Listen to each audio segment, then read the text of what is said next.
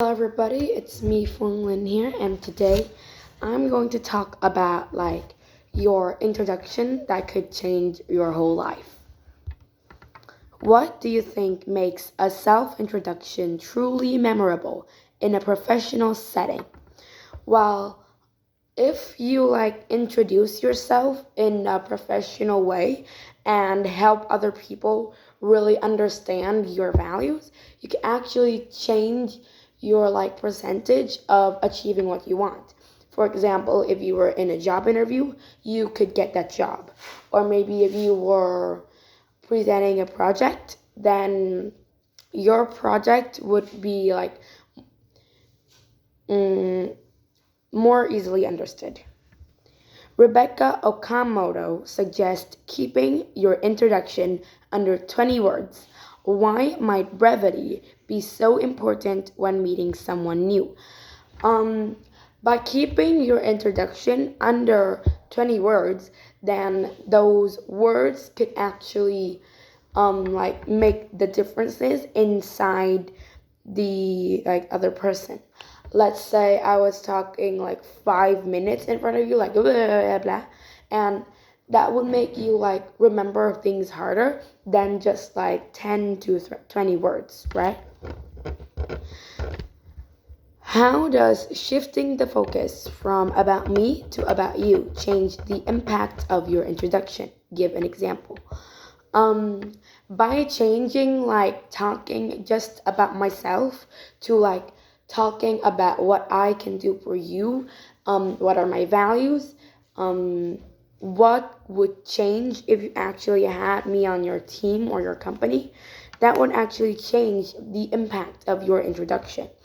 Let's say you were giving you were in a job interview, and if you keep on talking about your qualifications, then you would have the lower percentage of being accepted into that company than if you actually talk about what you could do that could help improve that company. Which of the five introduction frameworks which of the five introduction benefit, breakthrough, passion, strength, and mission resonates most with you, and why? Well, for me, I think that the passion and the mission frameworks would work best. About the passion framework, I think that, well, I don't already have many qualifications or things like that, but if I actually have a mission or what I actually had to, then it would actually make my like introduction more real. So I think that if I just talk about my passion and my mission, it can actually affect that other person more. Can you share a time when an introduction didn't go as planned? What would you change after watching this talk? Well, I haven't actually got a time when my introduction didn't go as planned, because even if I have got a not very good introduction, then I wouldn't actually be told that, because well, I'm just a student, and well, my teachers don't actually tell me that I didn't present that good. So, but if I did have an introduction that didn't go as planned, I would think it's because that I talked too much about my information and not much about what I could do, what are my values, and what would change if they had me on their team. So I could change that after watching the talk. Why is it valuable to evoke the listener's curiosity? Example, making them want to say, tell me more. Mm, let's say you were really curious about some information that another person could give you, versus when another person was just talking about themselves and you thought that it was so boring. You would actually want to listen more and have the person that makes you curious on your team, right?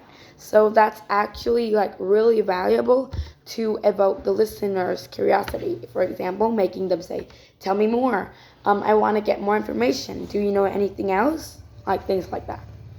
How can tailoring your introduction to different audiences, for example, HR manager or networking event, improve your career opportunities? Mm, like you have many different audiences in your life when you have to introduce yourself. For me, well, I have my teachers, I have like my friends, or like the people who, that's my mom, the people who like um interview me for like some test or things like that. And if I change my introduction through people, through each people, then I think that my introduction would actually be more specific. In what ways could practicing your introduction help you feel more confident during interviews or networking? Well, of course, if you practice a lot, then you would feel like more similar and more familiar to it. And then, of course, it would make you more confident. Like in everything. Let's say you were doing a test, or maybe you were giving a pep talk or things like that. In everything, when you practice a lot, then you would feel much more confident when you do it in real life. What changes can you make to your current introduction to ensure it highlights value to the listener rather than just your achievements? Well, of course, I would have to talk about the other person more. What I could do, what are my values, what I could do to like improve that company's or that team's, um, yeah, that team. And there are actually many things that I could improve through this talk.